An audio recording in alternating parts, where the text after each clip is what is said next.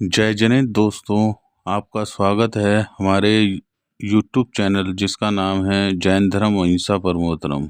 आज मैं आपको कुछ ऐसे कर्मों के बारे में बताने जा रहा हूँ जो महावीर स्वामी जी ने बताए हैं। उन कर्मों की संख्या 8 बताई गई है। चलो आइए सुनते हैं यह 8 कर्म कौन कौन से हैं। पहला है ज्ञानावर्णीय कर्म।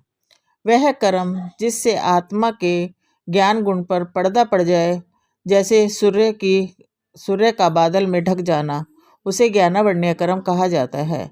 दूसरा है दर्शनावर्णीय कर्म। वह कर्म जिससे आत्मा की दर्शन शक्ति पर पर्दा पड़ जाए, जैसे चपरासी बड़े सांप से मिलने पर रोक लगा दे, उसे दर्शनावर्णीय कर्म कहा जाता है। तीसरा है वेदनीय कर्म। वह कर्म जिससे आत्मा को साता का सुख और असाता का दुख का अनुभव हो, जैसे गुड़ भरा हंसिया मीठा भी और काटने वाला भी, उसे वेदनीय कर्म कहा जाता है। चौथा है मोहनीय कर्म। वह कर्म जिससे आत्मा के श्रद्धा और चारित्र गुणों पर पर्दा पड़ जाता है, जैसे शराब पीकर मनुष्य नहीं समझ पाता कि वह क्या कर रहा है, उसे मोहनीय कर्म कहा जाता है। पांचवा है आयु कर्म। वह कर्म जिससे आत्मा को एक शरीर में नियत समय तक रहना पड़े, जैसे कैदी को जेल में, उसे आयु कर्म कहा जाता है। छठा है नाम कर्म। वह कर्म जिससे आत्मा मूर्त होकर शुभ और अशुभ शरीर धारण करे, जैसे चित्रकार की रंग बिरंगी तस्वीरें, उसे नामकरण कहा जाता है। सातवां है गोत्र कर्म। वह कर्म जिससे आत्मा को ऊंची नीची अवस्था मिले, जैसे कुमार के छोटे बड़े बर्तन, उसे गोत्र कर्म कहा जाता है। आठवां है अंतराय कर्म।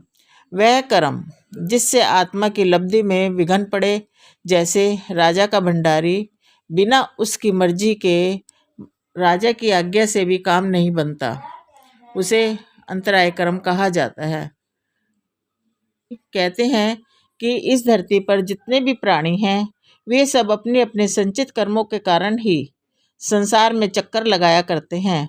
अपने लिए कर्मों के अनुसार वे भिन्न भिन्न योनियों में जन्म लेते हैं।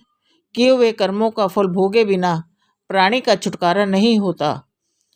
जिस तरह तुम्बी पर मिट्टी की तहें जमाने से वह भारी हो जाती है और डूबने लगती है, उसी तरह हिंसा, झूठ, चोरी, व्यभिचार तथा मूर्छा, मोह आदि आश्रव रूप कर्म करने से आत्मा पर कर्म रूप मिट्टी की तहें जम जाती हैं और वह भारी बनकर अधोगति को प्राप्त हो जाती है।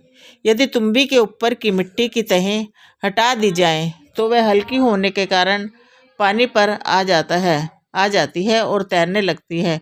वैसे ही यह आत्मा भी जब कर्म बंधनों से सर्वथा मुक्त हो जाती है, तब ऊपर की गति प्राप्त करके लोकाग्र भाग पर पहुंच जाती है और वहां स्थिर हो जाती है। जिन्हें